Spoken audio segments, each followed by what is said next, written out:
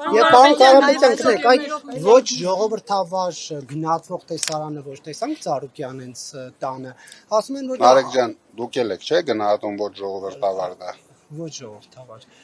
Եվ ասում են, որ դա ազդակ էր ուղղված մյուս ընդդիմադիր լիդերներին, մեսիջը ձեզ Քոչարյանին ինչ հետևություն։ Ես Քոչարյանը արդեն այնտեղ բավական երկար ժամանակ եղել ենք, այսինքն մեզ դրանով վախեցնել հնարավոր չի։ Դրա համար ինքը նոր բան պետք է հետաքրքիր մտածի մեր համար։ Դրանով մենք չենք դե չգիտեմ։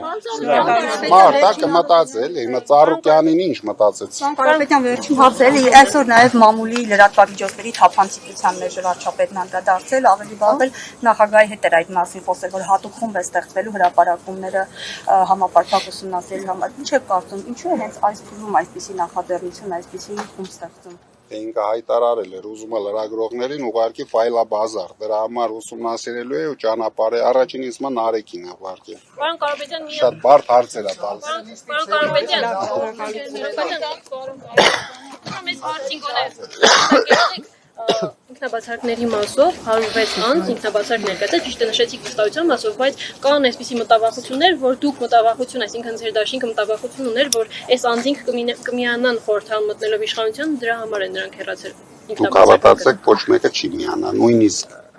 ոչ թե այդ 100 մարդուց, այն 100,000 մարդուց էլ ոչ մեկը չի միանա։ Իսկ են մինչև 30 համարում։